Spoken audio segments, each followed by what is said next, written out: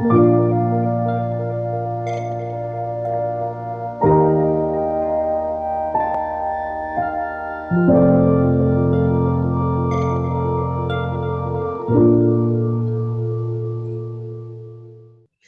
vai trazer o resumo do capítulo 3 hoje é a nossa querida irmã Tânia. Tânia, seja bem-vinda, a palavra está com você.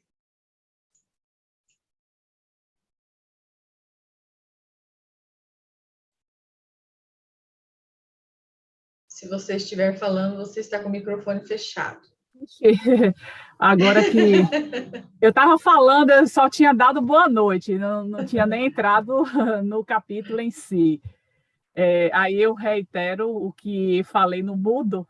Boa noite aos queridos amigos, irmãos, a Ju, que me antecedeu, e nós vamos estar falando a respeito do capítulo 3, fazendo um resumo deste capítulo. O capítulo que Filomeno intitulou de Planejamento de Atividades Espirituais. Fazendo a leitura deste capítulo, inicialmente eu pensei o quanto a espiritualidade trabalha para que nós possamos também estar desenvolvendo as nossas atividades programadas. E Filomeno inicia este capítulo trazendo da sua alegria quando Hildebrando relaciona os grupos de trabalho e os 4 nomes de um subgrupo de trabalho estava reunido, além de Filomeno, José Pititinga, Eurípedes Barçanufo, Jesus Gonçalves, e eles tinham a supervisão do nosso querido Dr. Bezerra de Menezes. E quando eles já se dirigem para esta sala de trabalho para poder receber as orientações, o Dr. Bezerra de Menezes ele se utiliza de um recurso que chama-se de técnica de projeção de imagens numa tela. Essa tela estava presa à parede e ele explica que as cenas que eles veriam estavam justamente ligadas à instituição espírita aonde os trabalhos seriam desenvolvidos. E Filomeno observa nessa tela, já em projeção, que o expositor estava finalizando a tarefa doutrinária daquela noite e percebia a inspiração do expositor pelo mentor da casa. E as pessoas, principalmente quando chegou a essa parte final, no momento da prece, Filomeno percebia a unção que as pessoas, o envolvimento das pessoas naquela vibração. E esta vibração, ela apresentava uma alta potência que se correspondia a um feixe de luz que caía sobre todos que estavam naquele ambiente. E ele também percebia a presença de benfeitores daquelas pessoas que eram seus afetos, que estavam presentes naquela reunião. E ele destaca a presença de uma jovem que percebia também a presença de uma entidade que a vampirizava. Mas houve uma mudança em relação à percepção daquela jovem, porque ela se sentiu tomada, invadida por uma vibração, a vibração daquele ambiente, e fez com que momentaneamente ela saísse daquela injunção, daquela entidade que a perturbava.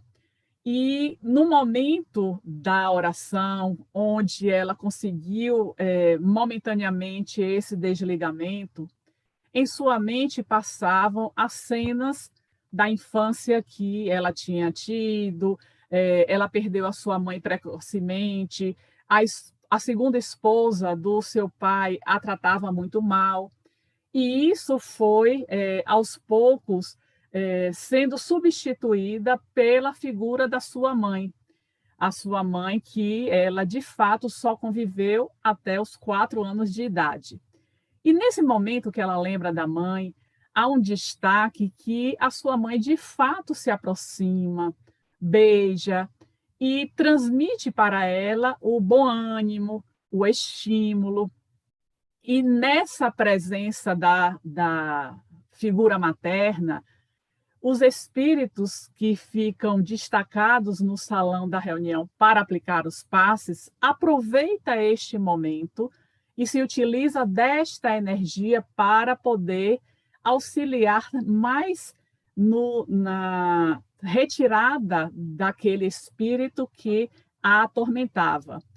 Na verdade, aquela jovem, ela estava com uma investida para o suicídio e foi para aquele ambiente com uma amiga e com uma prima. Na verdade, foi a sua prima que insistiu para que ela pudesse, de fato, ir àquela reunião e, quem sabe, demover a ideia de suicídio.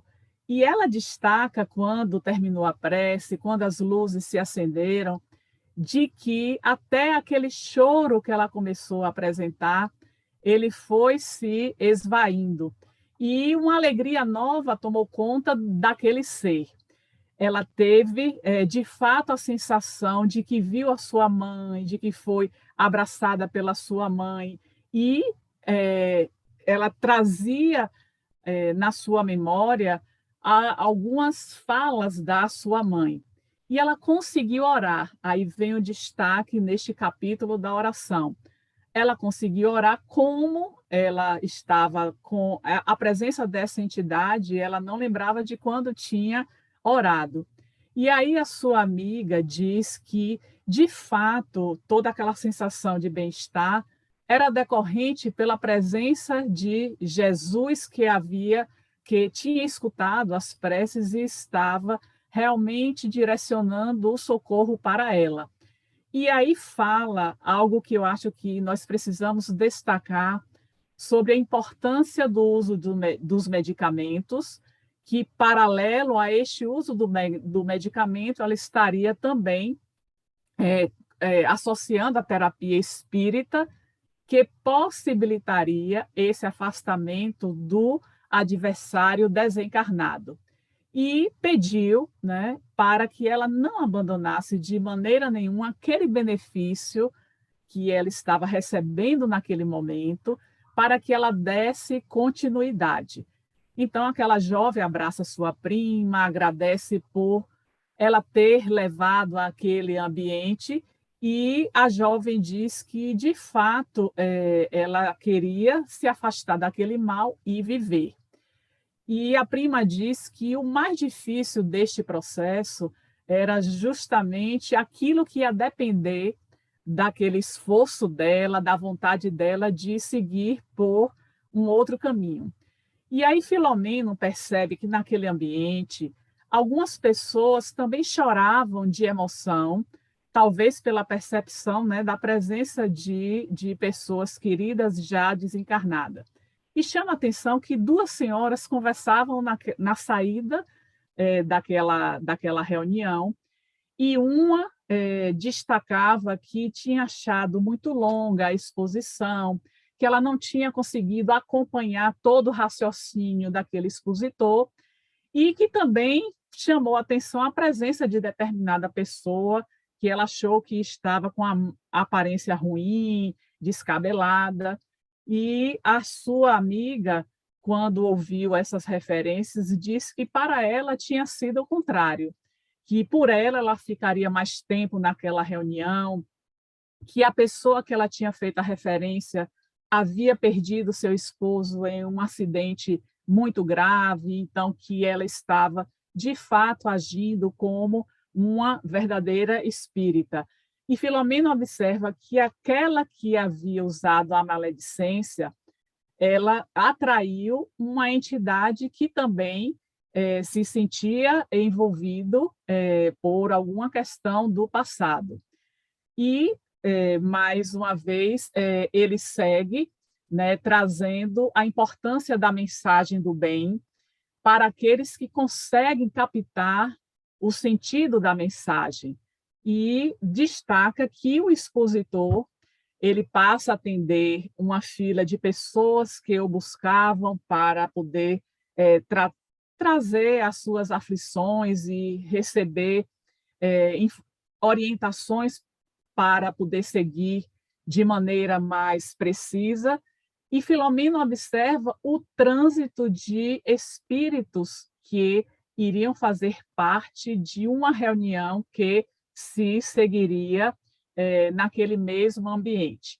E daí, a transmissão por aquela tela ela foi suspensa e o Dr. Bezerra de Menezes traz a informação de que, por um período de 30 dias, aquela instituição seria a sede dos trabalhos que eles iriam desenvolver de atendimento a esses espíritos em sofrimento, mas que teria também um atendimento especial a encarnados de outras dimensões que foram trazidos para dar suporte neste período de transição.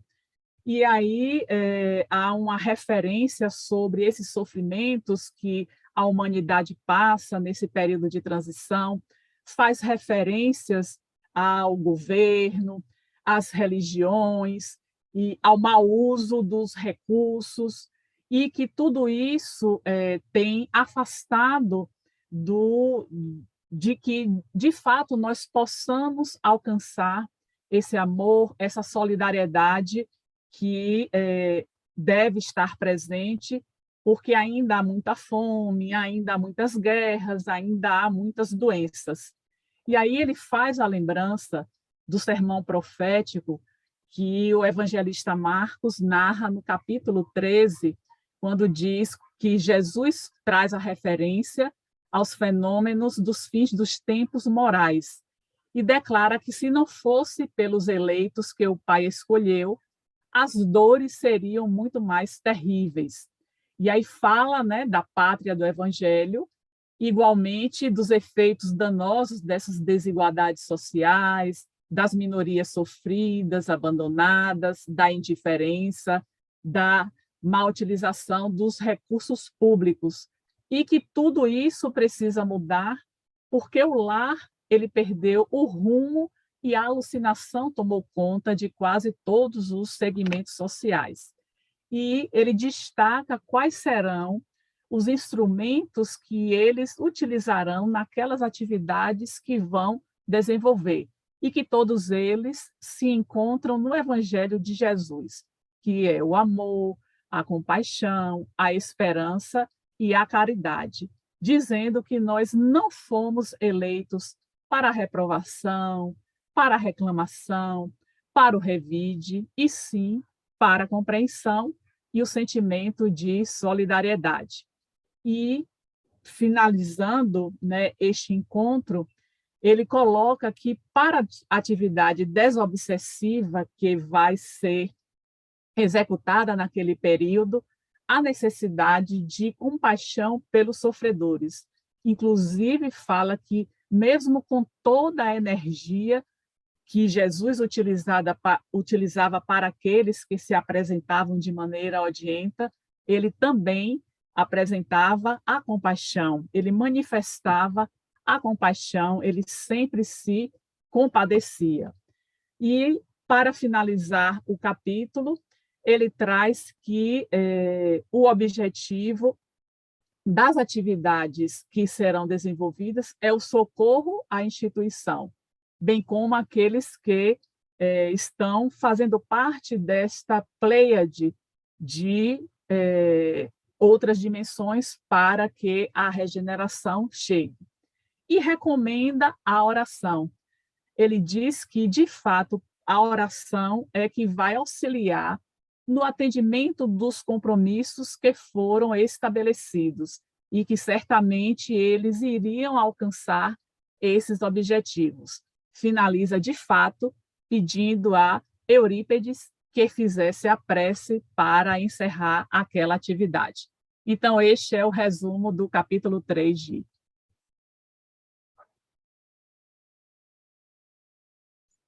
Muito obrigada, Tânia. Eu estava com dificuldade para abrir o meu microfone também. Obrigada porque você fez realmente um panorama muito interessante e que fiquei pensando aqui, estar reunida junto com esses espíritos todos de luz que você mencionou no início, eu falei, é realmente muito emocionante. Obrigada. Quem vai começar com os aprofundamentos é a Vânia. Bem-vinda. Boa noite, a palavra está com você. Boa noite, queridos amigos, queridos irmãos. Eu vou pegar muita carona, porque a Tânia adiantou sobre os benfeitores, sobre os trabalhos da casa, nos ajudando muito, e a Gisele lembrou também da grandiosidade desses espíritos que compunham a equipe onde Manuel Filomeno de Miranda iria trabalhar naquela instituição. Olha, não são pouca coisa, viu, meus irmãos? Vamos falar um pouquinho, mas muito pouco devido ao tempo, de José Petitinga, Eurípides Barçanufo, Jesus Gonçalves, sob a coordenação do venerando Bezerra de Menezes, porque eu acredito que nem todos saibam, né, desses grandes trabalhadores de Jesus. Então, José Petitinga, ele nasceu lá em 1866, numa pequena cidade no interior da Bahia. Vai ser bem resumido, viu, meus irmãos? Ele tinha 21 anos quando ele leu o Livro dos Espíritos. E depois que ele leu, nascia aí um dos maiores defensores e trabalhadores do espiritismo no Brasil. Ele transfere-se para Salvador lá em 1915 e funda a União Espírita Baiana, que hoje é a Federação Espírita do Estado da Bahia, cuja sede ainda se encontra lá no Pelourinho, em Salvador. Manuel Filomeno de Miranda foi discípulo de José Petitinga. Eles trabalharam juntos durante muitos anos, quando estavam encarnados, né? E Petitinga desencarnou em 1939, então, desde 1915, eles trabalharam juntos. No livro de Manuel Filomeno de Miranda, Nos Bastidores da Obsessão, ditado através da mediunidade do nosso querido Divaldo Franco, editado em 1970, nós vamos encontrar Manuel Filomeno de Miranda dizendo o seguinte, ó, este livro deveria ter sido escrito faz muito tempo. Abro um parênteses para dizer que todos os livros de Manuel Filomeno de Miranda contam casos reais, não são fictícios. E, se Deus quiser, estudaremos todos eles um a um. Então, ele diz assim que o livro deveria ter sido escrito faz muito tempo. Todos os fatos nele narrados aconteceram entre os anos de 1937 e 38, em Salvador, na Bahia. Petitinga ainda estava encarnado. Grande parte das instruções, orientações, socorros procederam do mundo espiritual durante as sessões mediúnicas realizadas com a participação de José Petitinga, e ele diz, o amigo incondicional do Cristo. E foi, todavia, em chegando cá, diz ele, após a desencarnação, que pudemos reunir todos os apontamentos, contando com a valiosa cooperação do venerando amigo Petitinga. Também, meus irmãos, nós vamos encontrar esses dois venerandos espíritos trabalhando juntos, inclusive em outro livro, Entre Dois Mundos, também de MPM, Divaldo Pereira Franco. Vamos falar um pouquinho de Eurípides Barçanufo, da grandeza desse apóstolo, chamado também de apóstolo sacramentano. Ele nasceu lá em 1880, em Sacramento, Minas Gerais. A história dele é bem interessante, porque ele era católico, fervoroso, a sua família toda também. Mas em 1903, um padre lhe apresentou, sob confidência, um exemplar da Bíblia, raríssimo naquele tempo. E Eurípides leu, principalmente o Novo Testamento. E, embora tivesse achado maravilhoso seu conteúdo, ele não conseguiu compreender o Sermão da Montanha, as bem-aventuranças. E Eurípides tinha um tio chamado Tio Senhor. Era um homem inculto, porém boníssimo e de moral elevada. O Tio Senhor tinha mediunidade e morava numa cidadezinha próxima ali, Santa Maria. Em Santa Maria havia muitos médiuns. Eles formavam um grupo espírita. Os médiuns, homens e mulheres, todos incultos, transmitiam mensagens de profundo saber. Eurípides gostava muito de conversar com o tio e com a doutrina que ele professava. Dizia, essa doutrina é do demônio, ela é de loucos, né? E fazia muitas perguntas para o tio, que se embaraçava devido à cultura de Eurípides, né? E ele ganhava todas as discussões. Mas ali em 1903, quando o tio visita novamente a sua casa, a casa de sua mãe, ele põe-se a conversar sobre o assunto de preferência, a comunicação com os espíritos. Mas desta vez o tio diz para ele assim, ó, olha, tudo que eu não souber responder, você vai encontrar nesse livro. E dá de presente o livro Depois da Morte, de Leon Denis. E após a leitura, que ele começou a ler e não parou mais até terminar, desperta-lhe uma luz que estava adormecida. E na Sexta-feira da Paixão, do ano de 1904, Eurípides vai assistir por primeira vez uma sessão mediúnica lá em Santa Maria, a convite do seu tio Senhor. Ficava a 14 quilômetros de distância. Eurípides vai à reunião, ele estava meio desconfiado ainda, mas aí ele faz um pedido mentalmente. Ele pensa assim, se é verdade que os espíritos se comunicam com os vivos, rogo a João Evangelista elucidar-me o evangelho que trata das bem-aventuranças. Alguns minutos após, Eurípides ouvia a mais extraordinária dissertação filosófico-doutrinária que jamais conheceu sobre o Sermão da Montanha. Impossível atribuir ao médium Aristides, semi-analfabeto, aquela linguagem sublime. E, ao final da mensagem, uma assinatura, João Evangelista. Abra um parênteses. Para explicar tão elevada entidade, nós contamos a seguinte história verdadeira. No ano de 1954, quando Chico Xavier visitava Sacramento, Emmanuel faz importantes revelações. Ele diz ao Chico, por época de Jesus, Eurípides ali viveu e foi educado por Inácio de Antioquia, o pupilo de João Evangelista.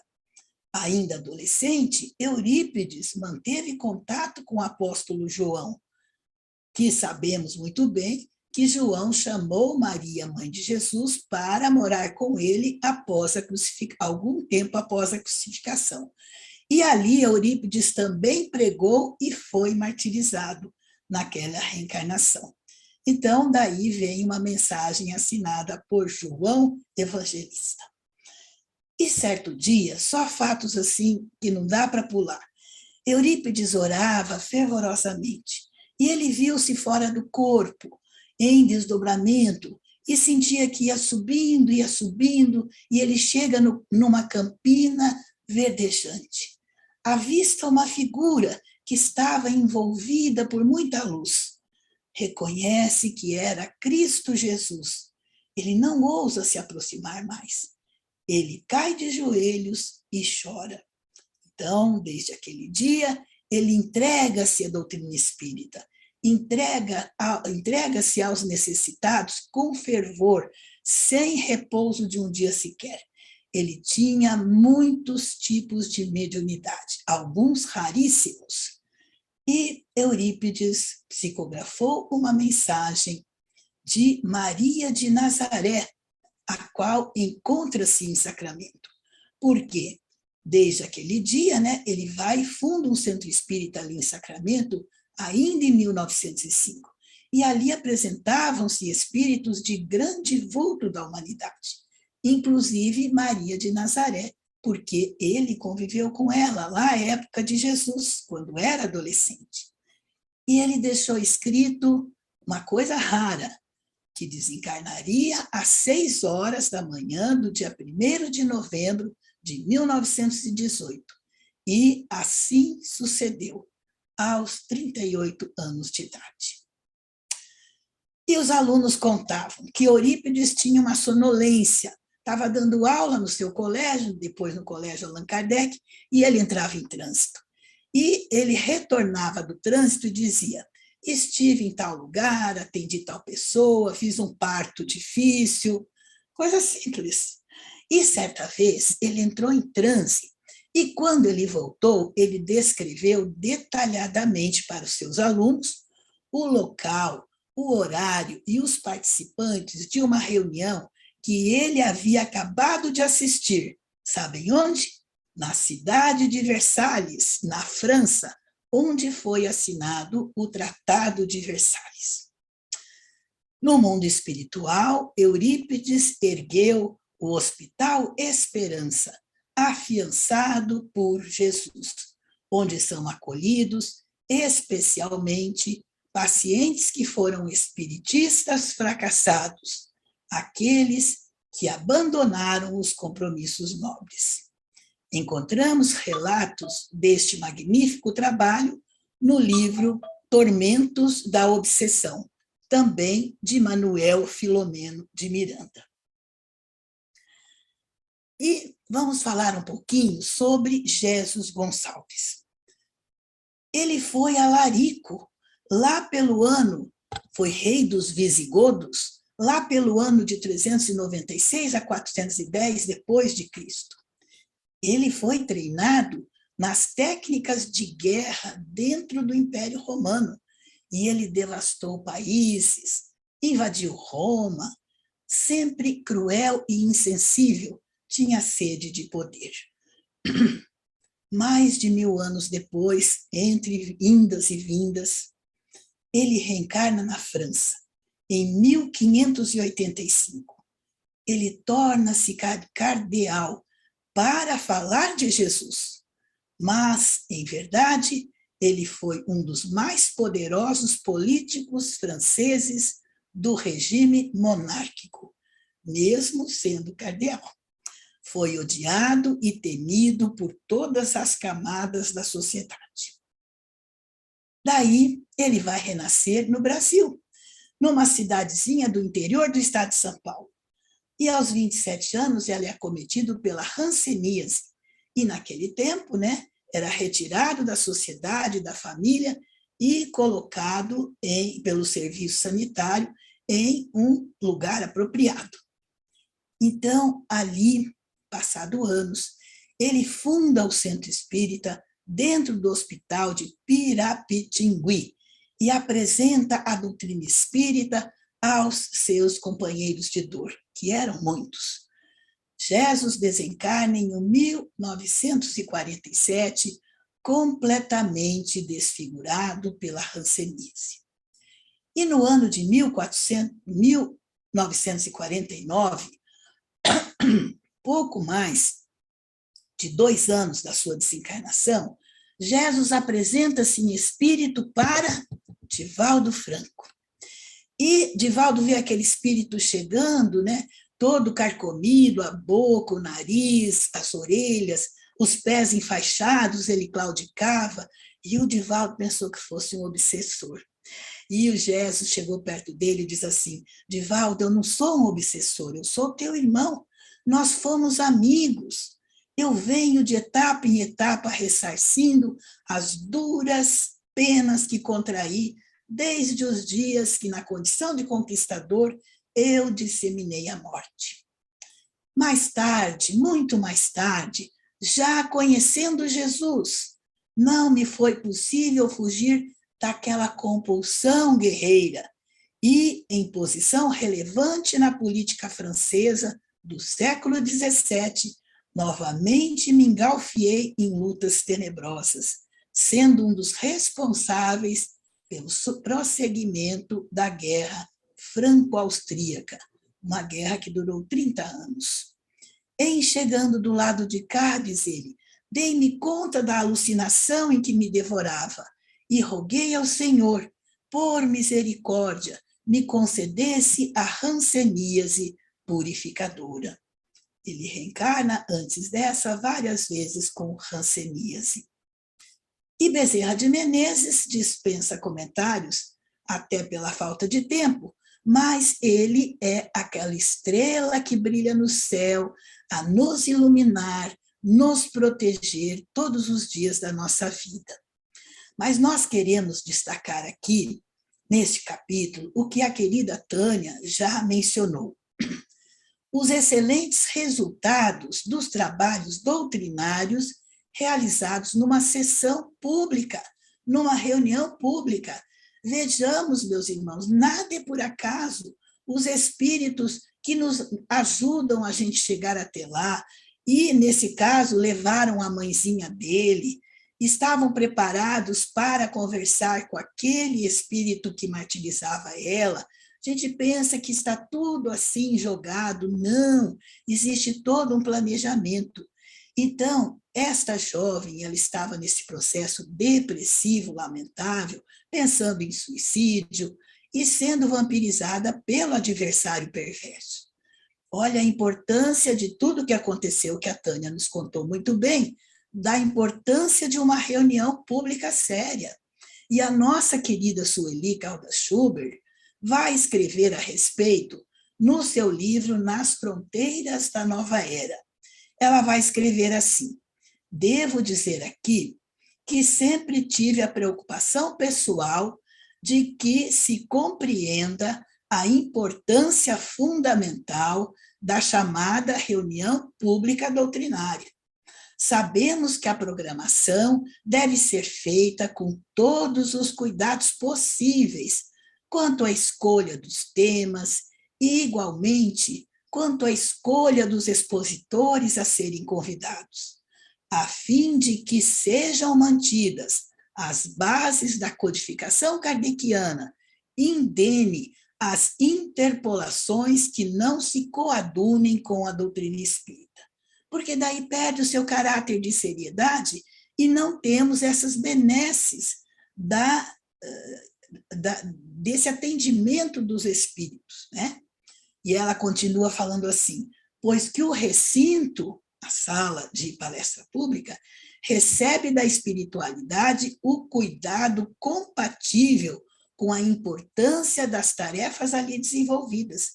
Espíritos especializados magnetizam o ambiente e o preservam e o renovam constantemente, propiciando uma psicosfera salutar. Então, nós devemos lembrar a todos nós que quando nós adentramos na casa espírita, tudo isso está acontecendo. Vários espíritos estão ali, nossos amigos, né? Aqueles que são aqui fora e aqueles que são lá dentro, né?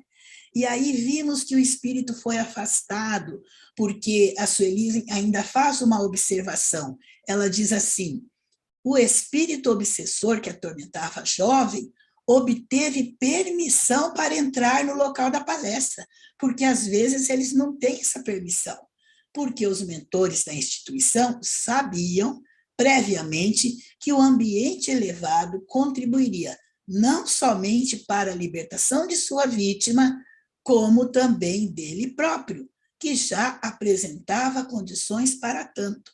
Então, na hora de entrar, eles disseram, os mentores, né? Esse aí deixa entrar, ele já está pronto para ser doutrinado, já podemos até socorrê-lo se ele quiser. Falando assim, palavras bem simples.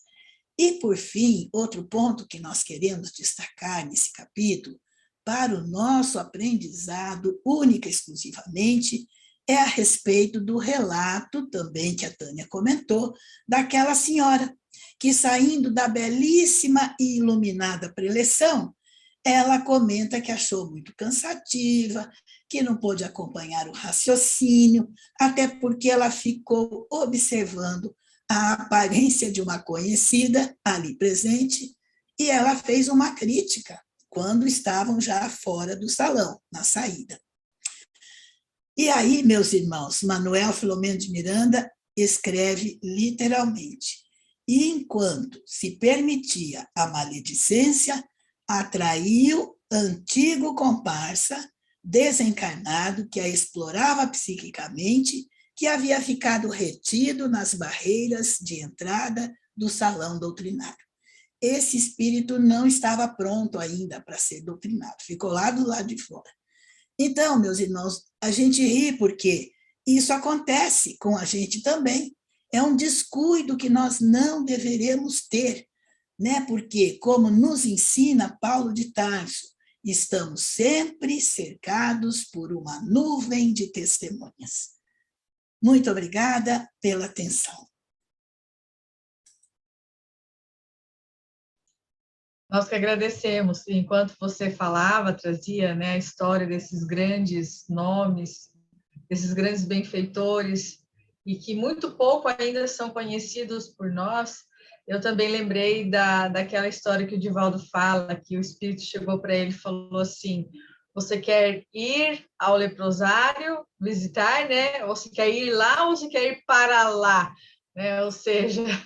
É essa mesma história com Jesus Gonçalves, porque ele foi convidar o Divaldo para ir visitar o leprosário. O Divaldo falou: não me fala esse nome, não me fala esse nome. Não era leprosário, bom, era lepra, né? Porque quando eu ouço esse nome, eu atravesso de rua. Divaldo, você quer ir lá ou quer ir para lá? Foram amigos, né? É, isso aí. Muito bom, obrigada. Para continuar, então, com os aprofundamentos, nós chamamos a nossa querida Eulália. Eulália, a palavra está com você, seja bem-vinda. Boa noite, Gi. Boa noite a todos os amigos e amigas tão queridos deste encontro semanal.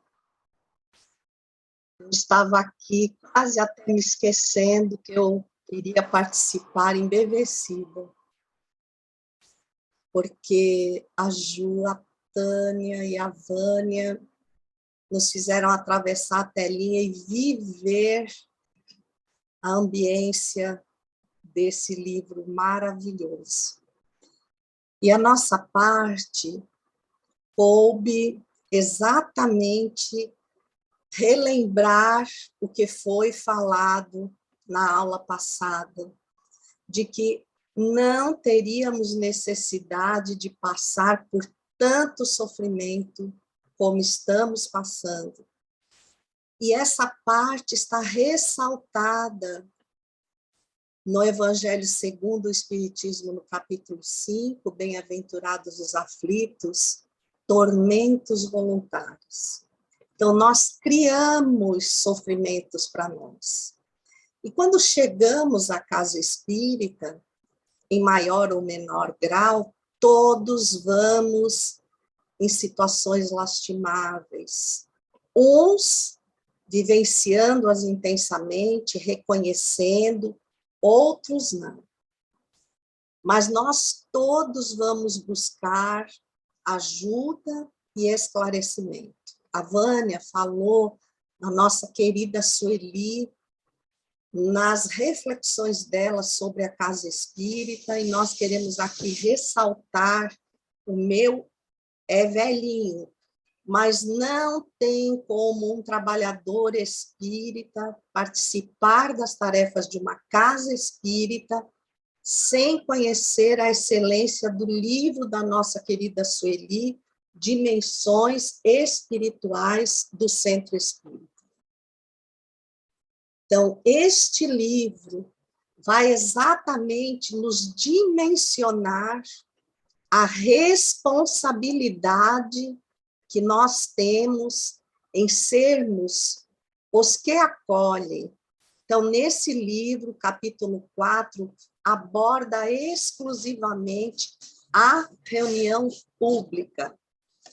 E também na coletânea dos livros de Manuel Filomeno de Miranda, o Entre os Dois Mundos, no seu capítulo 16, que vai falar da casa espírita, que vai falar da reunião pública, e traz o título O Santuário de Bênçãos.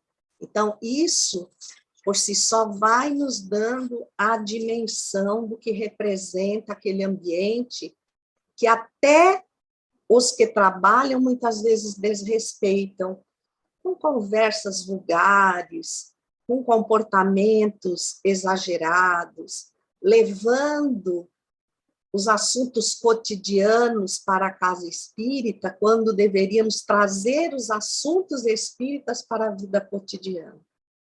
Então, nós fomos levantar em Obras Póstumas, na sua segunda parte, Minha Iniciação no Espiritismo, no que confere a regeneração da humanidade, uma pequena nota de rodapé explicando a multiplicação dos casos de loucura, dos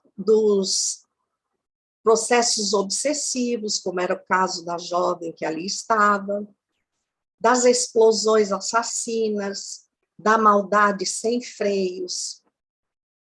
E fizemos uma ponte com um pequeno trecho do Apocalipse de João, tão citado pela Vânia e pela Tânia, que diz assim: estrelas caindo, o sol se apagando, são símbolos de um blackout geral na Terra, mas não é lá fora, é no mundo íntimo de cada um.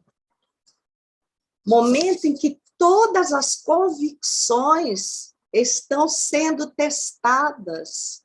Será que realmente nós fomos buscar um novo modo de vida ou fomos buscar o imediatismo quando a nossa fé cega nos levava até Jesus para que ele estendesse as suas mãos sobre nós e nos oferecesse uma pausa ao sofrimento? E ele dizia, vai diferente. Absorve essa experiência e não tornes a pecar, não tornes a cometer os mesmos deslizes. E segue João dizendo que, através da nuvem de sombra que nos envolve, Obras Póstumas, e no seio do qual brame a tempestade, nós já podemos divisar os primeiros raios da nova era. Essa também é uma linguagem apocalíptica, muito rara de ser encontrada na obra kardeciana, mas que vem nos dizer que nós estamos favorecendo uma ambiência psíquica ou uma psicosfera individual, mas também coletiva, em que nos entregamos ou nos comprometemos a sofrer por sintonia uma pressão psíquica muito dolorosa, que pode nos levar ou a estados depressivos, ou a estados obsessivos inicialmente, mas que um vai acabar coexistindo com o outro.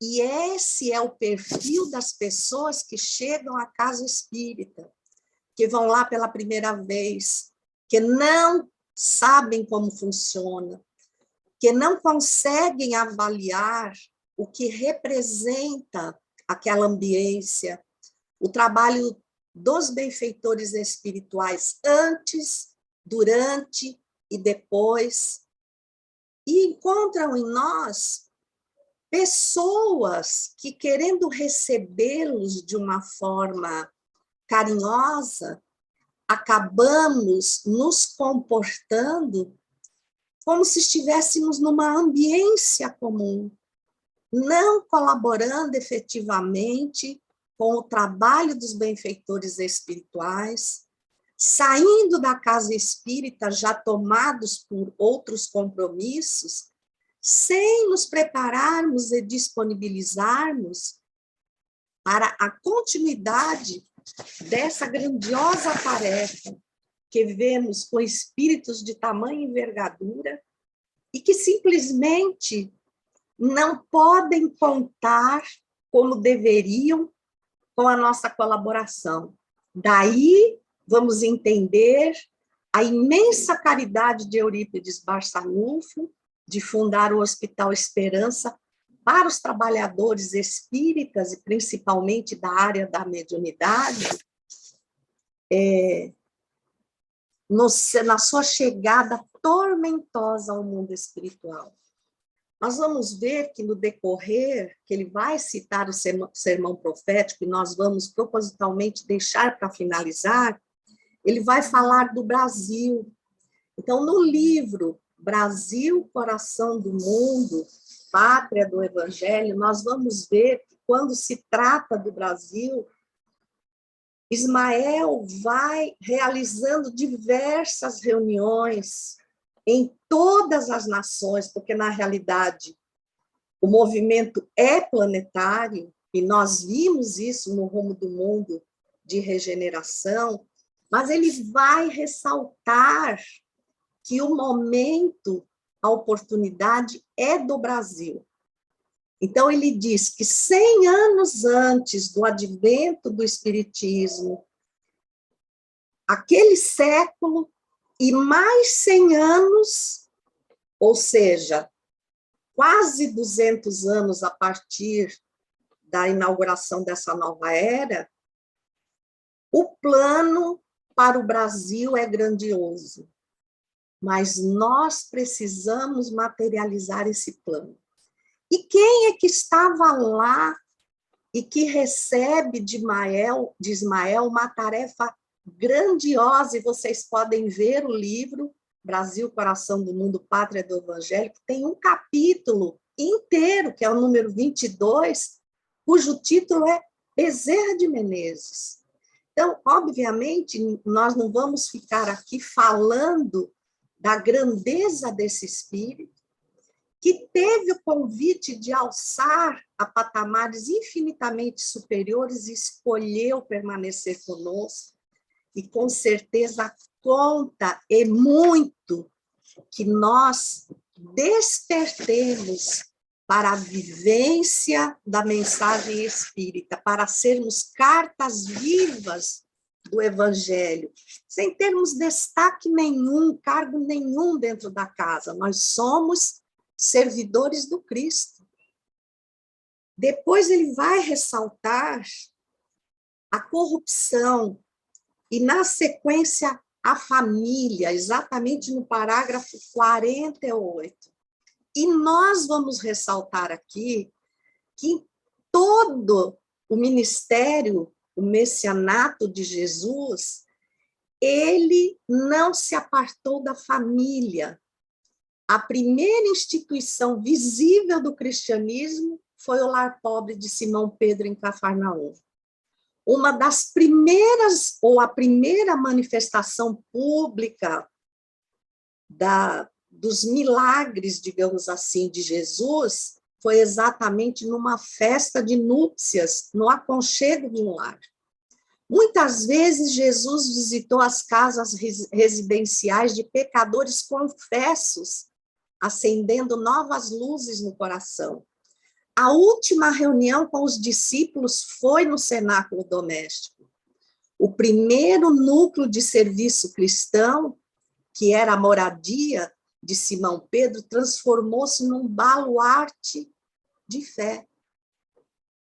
E Emmanuel, toda a codificação, mas Emmanuel ressalta no livro Vida e Sexo, na lição 17, intitulada Aborto, de todos os institutos sociais existentes na Terra, a família é, sem dúvida, o mais importante do ponto de vista dos alicerces morais que regem a vida. Então, não tem como discutir que o primeiro ponto para o qual temos que nos vergar, se realmente estamos investidos da mudança de um mundo diferenciado, é a manifestação do exemplo dentro da nossa casa. Porque quando ele vai falar de corrupção, ele vai falar de exemplo. Então, quando eu, muitas vezes, de forma inconsciente, eu faço uma troca com os meus filhos para que eles cumpram os deveres, eu estou ensinando a eles os primeiros passos de corrupção. Quando eu vou à casa espírita e obrigo os meus filhos a participar da evangelização e não consigo, é porque eles olham em mim e não vê acréscimo nenhum. A minha vida, o meu comportamento, a forma de lidar com eles, que eu tenha trazido da casa espírita. E essa geração que está vindo, ela é questionadora. Então, ela diz, o que eu vou fazer num lugar que não acresce absolutamente nada?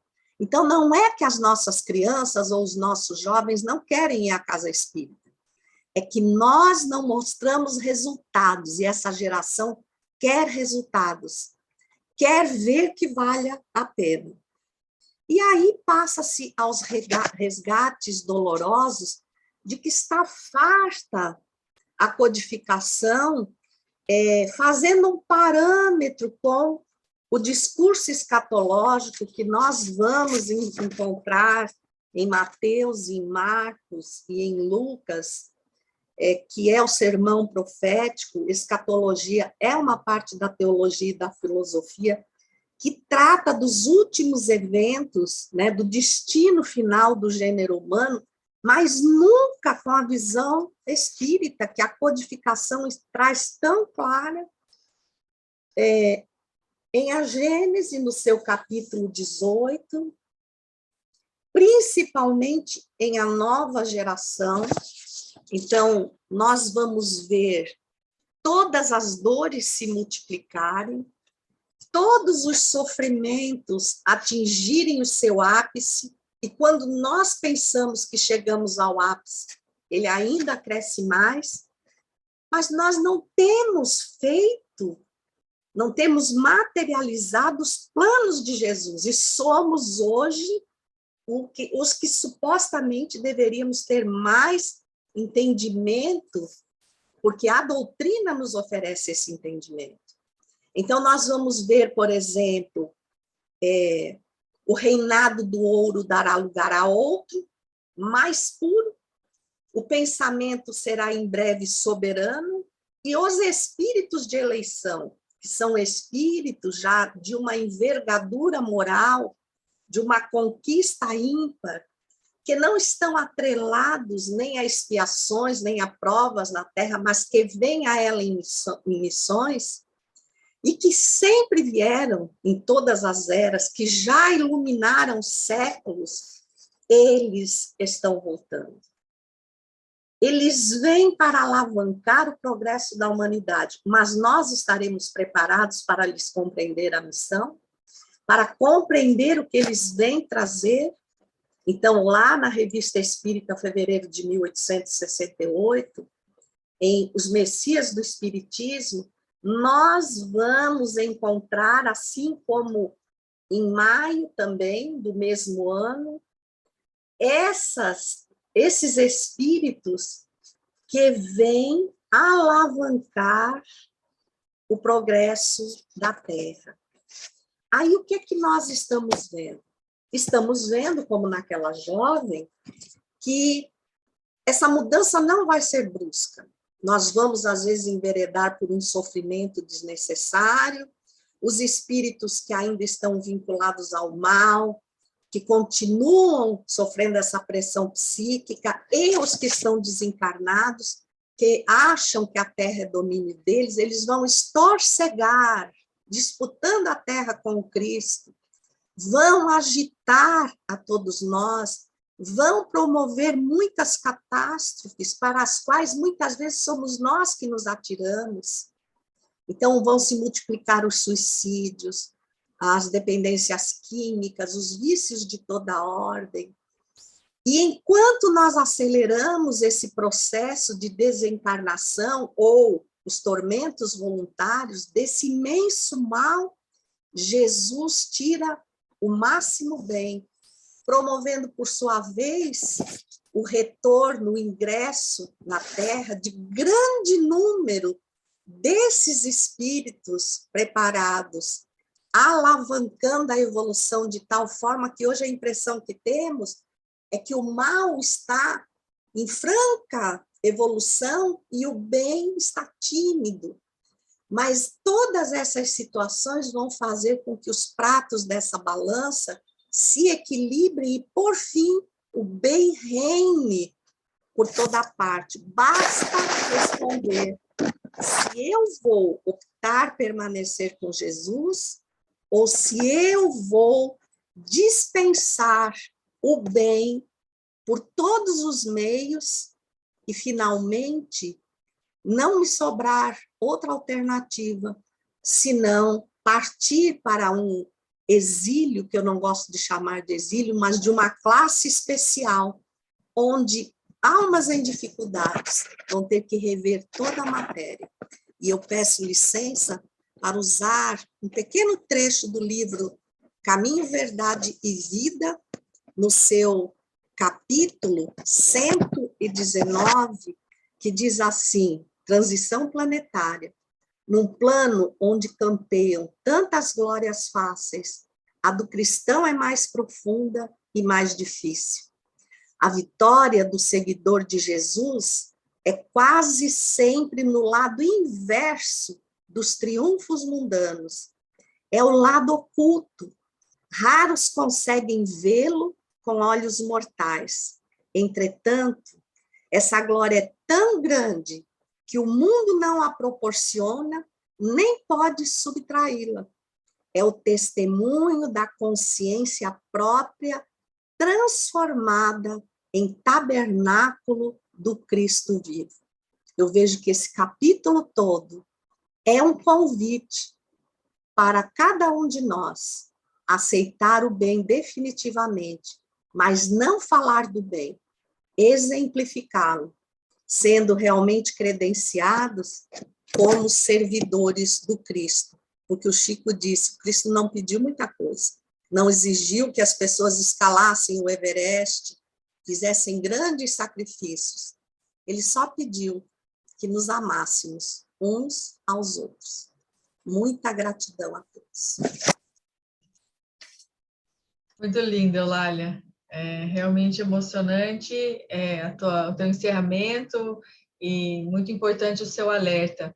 Sabe que eu vou compartilhar um sentimento aqui a respeito desses alertas que o Filomeno de Miranda vem nos trazendo já há muitos anos e que a gente não percebe muito bem, né? São coisas que a gente vai se acostumando, vai deixando levar e quando vê já está até aderindo, sem nem conscientemente perceber. Aqui eu me referindo às músicas, né? Ele faz referência a esse tipo de música que vai nos nivelando por baixo, que vai fazendo com que os nossos instintos fiquem mais destacados, enfim, e que é normal, todo mundo ouve, todo mundo canta, todo mundo gosta. E aí a gente vem e se opõe e parece um pouco diferente no meio da maioria, né? Então fica aí também esse alerta. Obrigada, Eulália. O Vitor, então, vai responder a pergunta que nos chegou. Vitor, você está por aí? Quiser abrir teu microfone enquanto eu leio a pergunta, aí eu já te coloco aqui no destaque. Pronto. Então, a pergunta que nos chegou foi assim. O venerável mentor cita que nas atividades de socorro desobsessivo, na condição de terapeutas espirituais, junto aos irmãos desencarnados, a compaixão em relação à sua desdita deve ser normativa que impedirá de sintonizar na faixa da ira e da sua crueldade. Como se explica o acontecimento desta sintonia? E por que a compaixão impede de acontecer? A palavra está contigo, Vitor. Ok. Boa noite a todos. Meu abraço fraterno. Essa pergunta é interessante que a gente pode entendê-la de duas formas, né? Primeira, é que nas atividades de socorro desobsessivo, em relação ao capítulo que a gente está estudando, pressupõe uma atividade dos benfeitores com relação às reuniões mediúnicas realizadas no plano espiritual. E a outra, lendo nas entrelinhas, conforme foi dito antes, a gente pode trazer isso para a nossa realidade das nossas reuniões mediúnicas. Mas para a gente comentar mais um pouco sobre essa sintonia e porquê da compaixão, a gente vai socorrer do que a Tânia falou no seu resumo e alguma coisa que também a Eulália abordou nessa última fala dela. Então, conforme a Tânia havia dito, o Bezerra de Menezes fazendo uma reunião, né, sendo o responsável por aquele quarteto, vamos dizer assim, de espíritos nobres, Bezerra vai falar que o cerco de sofrimento às criaturas humanas vai aumentar, conforme a própria Eulália acaba de nos relatar. Mas também com o cerco do sofrimento às criaturas e mais a percepção dos espíritos que trabalham na atividade do mal, que de maneira odienta, de maneira frequente, eles sabem que isso não vai durar muito. Eles têm essa percepção. Então, se estorcegam. Essa é a palavra, até anotei aqui que a Eulália estava comentando, se estorcegam em suas raivas, seus ódios, suas dificuldades, né? Os seus sofrimentos, porque eles acham que a única via em que lhes terá condição de aparecerem é a via contrária do Cristo, ou seja, é do ódio, da violência, é da deturpação de todos os sentidos, da loucura. Então, é onde eles trabalham, que seria o caos.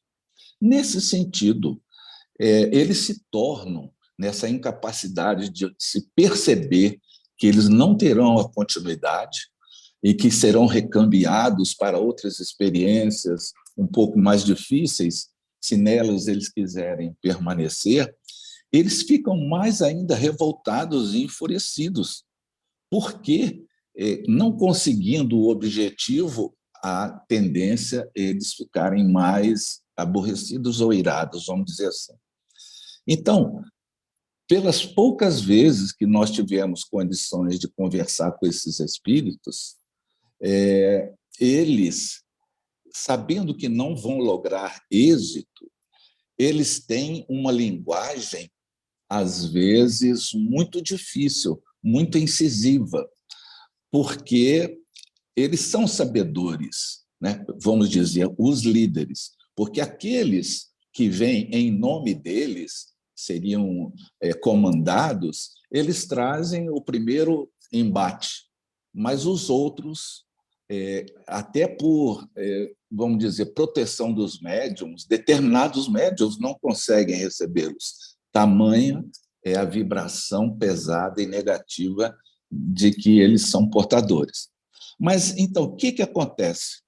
O mentor, Bezerra de Menezes, vai alertar, no caso do trabalho que eles vão realizar, porque eles vão realizar, além do trabalho com as criaturas encarnadas, vão trabalhar de forma nas reuniões mediúnicas. Então, seria chover no molhado, um terapeuta espiritual de um Quilate, de um Manuel Filomeno, de Jesus Gonçalves, de Eurípides Barçanufo, né? E do próprio Bezerra, utilizar compaixão, porque eles já são compassivos por natureza. A mensagem aqui a gente tem que ler que o Manuel Filomeno está sendo um repórter para aqueles que estão lendo e que estão nas tarefas dos processos desobsessivos. Então, cada um vai fazer essa leitura nessa concepção, porque nós ainda, dependendo do grau do espírito que vai comunicar, muitas vezes eles têm táticas espetaculares, eu digo espetaculares no modo da gente ser capaz de percebê-las. Existem aqueles espíritos que querem tumultuar a reunião, eles não falam nada, ou então são monossilábicos.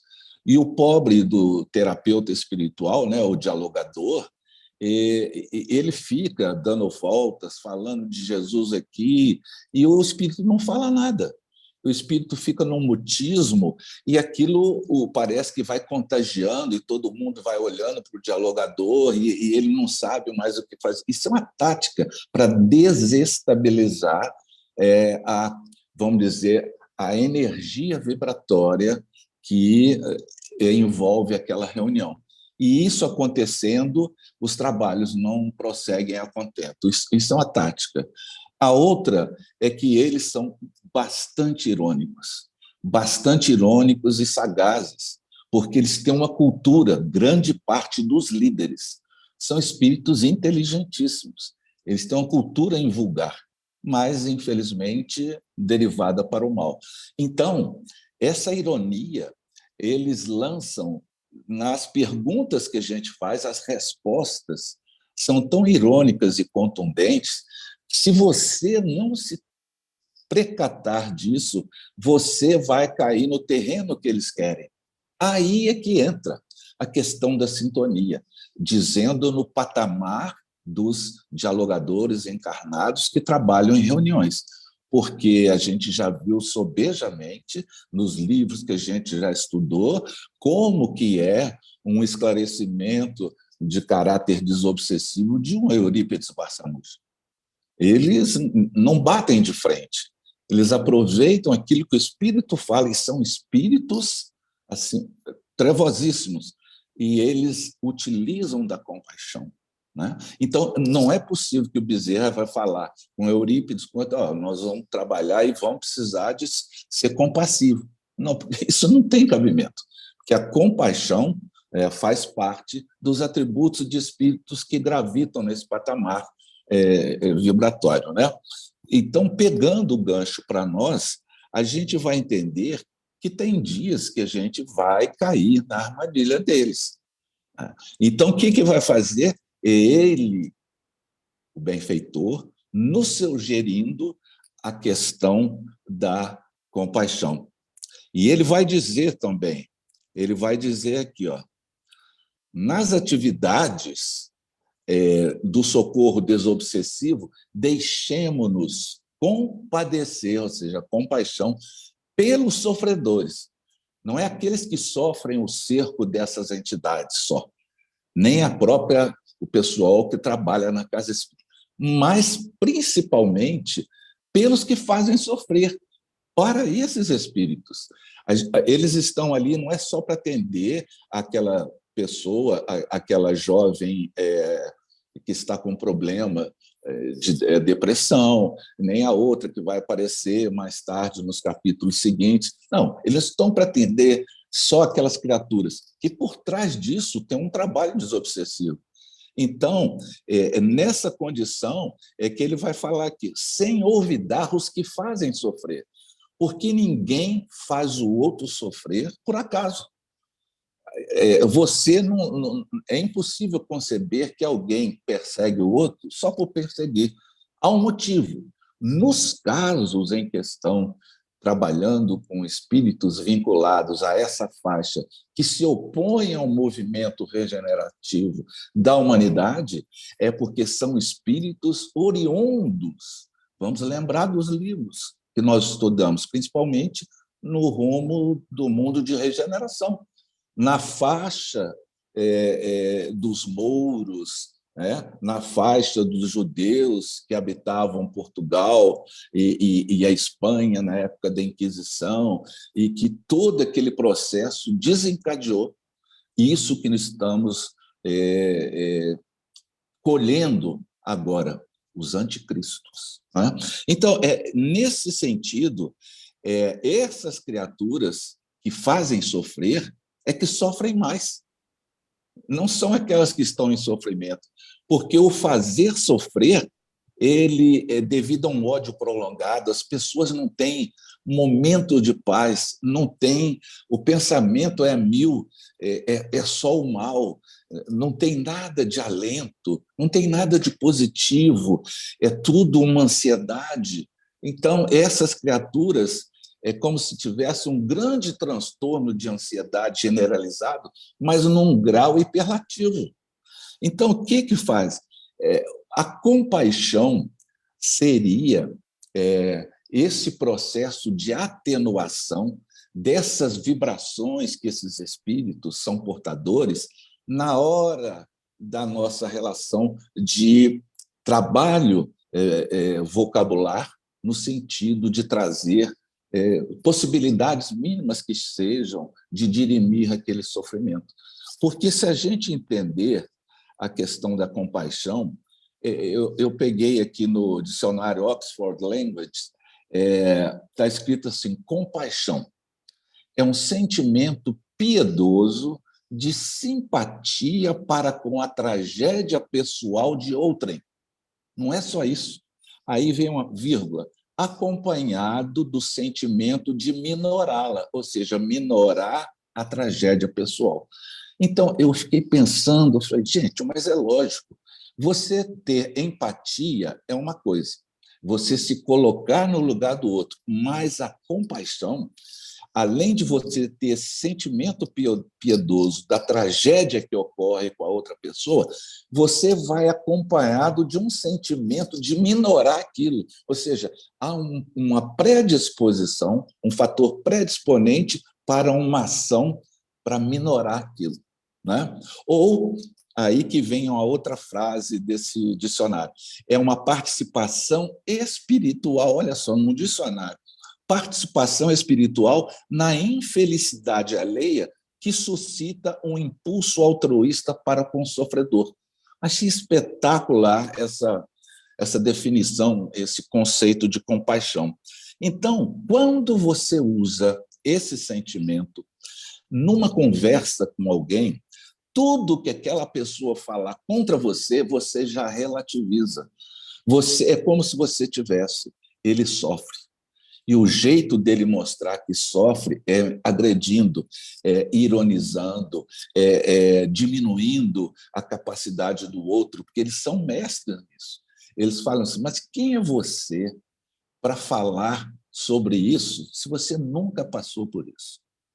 Que credenciais você tem para trazer alguma coisa que vai me fazer diferente?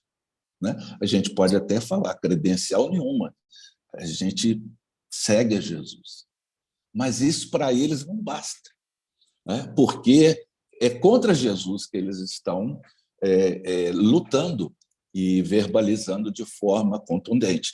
Então, o que ocorre quando a gente coloca a questão da compaixão? Logo vem de cara no meu estudo a parábola do bom samaritano. E a gente vê ali, né, fazendo um resumo rápido daquele homem que descia de Jerusalém para Jericó, é salteado, cai na mão desses salteadores e foi deixado semi-morto. Passa o levita e passa o doutor da lei. E, vendo-o, passou de largo. O samaritano, que descia pela mesma estrada, vendo-o, aí a frase colocada lá nos evangelhos é o seguinte: tendo compaixão do caído, ele desce olha, tendo compaixão. O diferencial ali é a compaixão. Porque a compaixão é essa capacidade de você interagir com o outro, já promovendo alguma coisa adicional para minorar o sofrimento do outro. Então, por isso que ele faz, o samaritano, aqueles passos. Ele olha, se compadece, desce da sua limária, pensa-lhe as feridas, deita-lhe azeite e óleo, leva-o até uma hospedaria, ou seja, complementa todo um processo de benefício àquele que estava caído.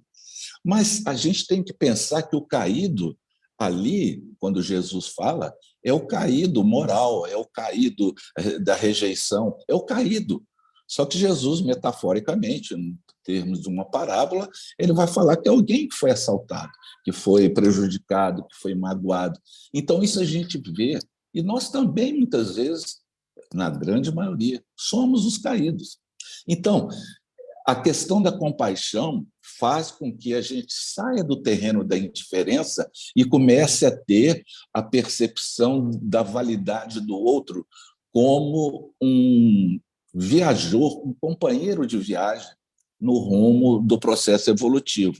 Então, ele vai falar assim, ó, Joana de Ângeles, no livro Jesus, o Evangelho à Luz da Psicologia Profunda, ele vai falar assim, a parábola vai falar, a parábola do bom samaritano é um poema da mais profunda psicologia do mestre para com a humanidade, que, após ouvi-la, conscientemente, nunca mais poderá ser a mesma, tornando-se necessário a cada indivíduo atender à ordenança. Qual a ordenança? Então vai, disse Jesus, e faz o mesmo. Porque aquele que está caído é o teu próximo. Então, a compaixão vai desencadear uma série de atividades em que eu vou reconhecer o próximo. Porque se eu tivesse no lugar dele, eu também queria que alguém fizesse o que ele está fazendo para comigo. Então, as visões vão se modificando e a gente vai crescendo, né? Então, ele vai dizer aqui, ó, mais assim, se os terapeutas espirituais se deixarem levar pela ironia, disfarçatez e mesmo a virulência verbal, o processo de auxílio aos mesmos não atinge os objetivos colimados. E aí a gente cai na faixa vibratória deles. Eu já vi esclarecedores ou dialogadores que, por infelicidade, caíram nessa armadilha e começaram, não é a bater boca, mas entrar. As palavras do dialogador não eram ofensivas, mas ele caiu no terreno da ironia. Então, aí é um caso perdido. A reunião quase que acaba por causa dessa situação. Então, no sentido da pergunta, o uso da compaixão seria esse mecanismo que evitaria atritos e saber ouvir, porque o bom dialogador ele tem que saber ouvir, ele tem que saber fazer silêncio, ele tem que saber concordar com o espírito, porque muitas vezes, se você for sincero e falar assim, olha, e não há crítica de julgamento, não é? Não há pré-julgamento, porque se a gente estivesse no lugar daquela criatura, a gente teria feito a mesma coisa. Eles podem falar, você já viu sua família ser chacinada? Você já viu a sua família toda ser morta na tua frente? Então, como que você pede, em nome desse Jesus, você quer que eu perdoe? Não vamos esquecer que a gente está trabalhando com casos lá do século XV, mais ou menos. 500 e tantos anos. Então, isso está incrustado nessas criaturas. Então, os espíritos benfeitores são tão maravilhosos que, muitas vezes, para socorrer o pobre do esclarecedor, do dialogador, eles trazem espíritos vinculados àquelas entidades lá de trás, para que o espírito, aflito pela dor ou pelo ódio, em vendo aquela criatura que tinha convivido com ele em épocas do passado e hoje estão melhores, eles possam ser sensibilizados. Porque a gente tem que ter essa verdade clara em nós. 10 minutos de conversa não vão modificar séculos de dor. São os benfeitores que fazem. Então, se a gente tiver compaixão do companheiro que está ali entendendo a sua dor, é um maior bem que a gente pode fazer a nós que estamos conversando, porque não há criatura que está em cima para ajudar o que está caído, não. Porque vibratoriamente estamos na faixa do auxílio mútuo. Então, é por isso que a gente tem que entender os passos metodológicos da compaixão.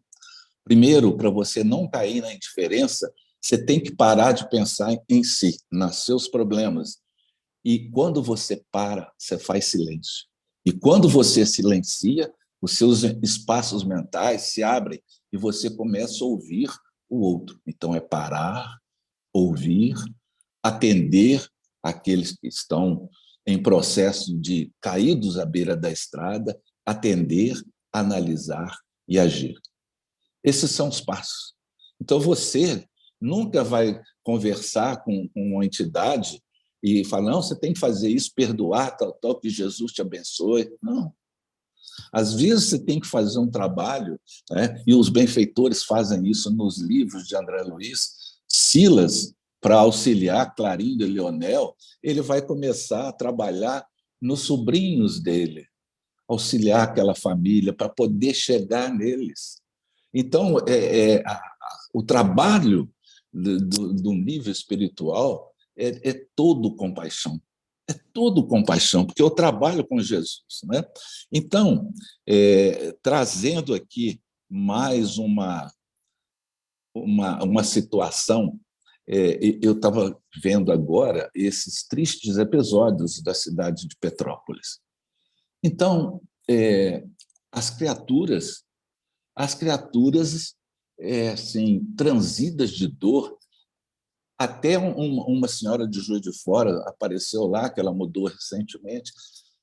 A repórter assim, ficou parada, ficou olhando, e eu fico imaginando, pensa bem, um repórter chega para uma criatura e fala o seguinte, mas por que a senhora foi fazer a sua casa no alto desse morro? Pensa bem, se um repórter, inadvertidamente, sem usar de compaixão para com a tragédia que está acontecendo ali, ele faz uma pergunta dessa. Ele pode receber uma resposta horrorosa, ou então pode receber um silêncio. Então, a gente tem que saber o que vai falar. Nesses momentos, o uso de compaixão é uma coisa fundamental. Mesmo que você não consiga fazer nada, mas tenha compaixão daquele que está passando por aquele processo. E isso cai rotineiramente nas casas espíritas. Quando os espíritos, por exemplo, de Brumadinho, quantos espíritos comunicaram-se nas nossas reuniões? Quantos? Aqueles sofrimentos.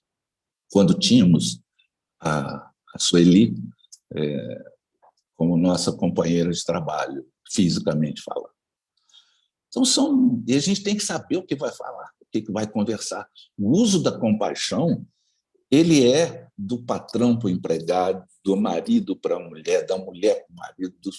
A compaixão não é ter dó, é entender a tragédia, entre aspas, que aquela criatura traz dentro de si, a tragédia pessoal. Né? Enfim, isso é matéria para outra situação. Então, Joana vai nos alertar, que o tempo já está passando. Escasseia na atual conjuntura terrestre o sentimento de compaixão. Habituando-se aos próprios problemas e aflições, o homem passa a não perceber os sofrimentos do seu próximo. Mergulhado nas suas necessidades, fica alheio àquelas do seu irmão, às vezes resguardando-se numa couraça de indiferença a fim de poupar-se a maior soma de dores, deixando-se de interessar-se pelos outros, estes esquecem-se deles. E a vida social não vai além das superficialidades imediatistas, insignificantes. Então, por isso, vamos encerrar como quando Jesus falava assim, não devias tu igualmente ter compaixão do teu companheiro, como eu também tive misericórdia de ti? Mateus, capítulo 18, versículo 33. Então, seriam essas as nossas reflexões para a pergunta que nos foi ofertada. Muito obrigado. Vitor, a nós só resta agradecê-lo pela excelente contribuição. As suas palavras nos chegam ao coração, porque, de fato, saem do seu coração para o nosso. São palavras que são sentidas, por isso para nós fazem sentido. Muito obrigada.